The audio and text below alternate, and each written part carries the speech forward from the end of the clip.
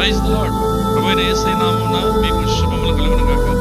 నేటి వాగ్దానం ద్వితీయోపదేశకాండం 28వ అధ్యాయం మొదటి వచనం. నీ దేవుడైన యెహోవా భూమి మీద ఉన్న సమస్త జనముల కంటే నిన్ను హెచ్చించును. అద్భుతమైన వాగ్దానాన్ని దేవుడు ఉదయకాలంలో అనుగ్రహిస్తున్నాడు.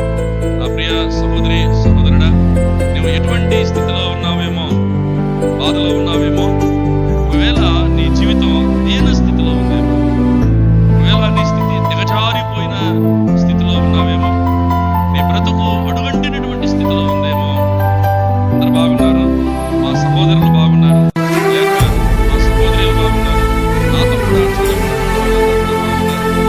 చదువుకున్నటువంటి వాళ్ళందరూ కూడా బాగున్నారు. ఎందుకో నేను ప్రశ్నలు వస్తున్నాయి, నేనే వేదన అనుభవిస్తున్నాను.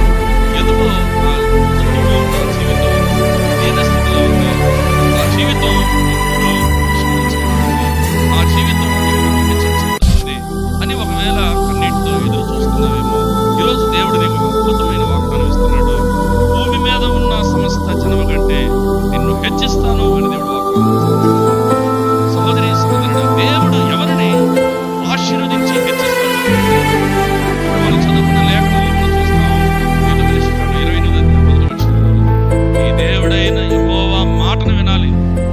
దేవుని మాట వింటే ఆయన నిన్ను ఆశీర్వదిస్తాడు, నీ జీవితాన్ని హెచ్చిస్తాడు. ఎవరైతే దేవుని మాట వింటారో వాళ్ళని దేవుడు హెచ్చిస్తాడు. మరియు దేవుడు ఎవరిని హెచ్చిస్తాడు అని అంటే, ఆదికాండం 39వ అధ్యాయంలో యోసేపును దేవుడు హెచ్చించాడు. ఐగుప్తుకు ఒక బానిసగా వెళ్ళినటువంటి యోసేపును ఆ దేశానికి ప్రధానమంత్రిగా దేవుడు హెచ్చించాడు. దేవుడు అతన్ని హెచ్చించడానికి గల కారణం ఏంటో తెలుసా?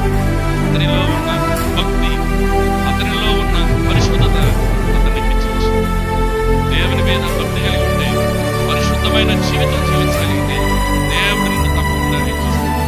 దేవుడు ఎవరిని హెచ్చిస్తాడు అంటే, దానియేలు గ్రంథం 3వ అధ్యాయంలో మనం చూస్తాం. దానియేలు ఒక ప్రార్థనాపరుడు. ఆ ప్రార్థనాపరుడిని దేవుడు ఆ దేశంలో ఉన్న అందరికంటే దానియేలును దేవుడు హెచ్చించాడు. ప్రార్థన నీ జీవితాన్ని హెచ్చిస్తుంది. ప్రార్థన నీ పరిస్థితిని మారుస్తుంది. నేను దీన స్థితిని హెచ్చింపగలిగినటువంటి జీవితంగా దేవుడు మారుస్తాడు.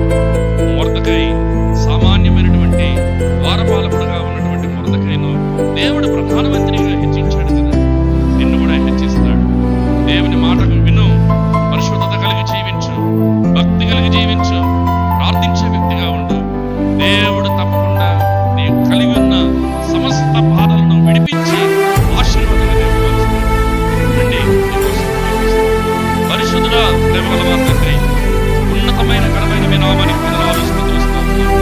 ఈరోజు మీరు ఇచ్చిన వాగ్దానం బట్టి వందనాలయ్యా.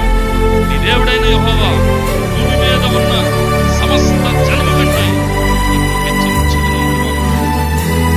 ఇప్పుడు నాయనా, వారు పడి ఉన్న అధ్యయన స్థితిని చూడయ్యా.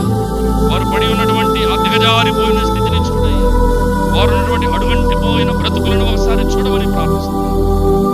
దానియేలును ఆశీర్వదించిన దేవుడు, యోసేపును ఆశీర్వదించిన దేవుడు, మొర్దెకైను ఆశీర్వదించిన దేవుడు, ఈ బిడ్డలను కూడా నాయన హెచ్చింపు దయచేయండి.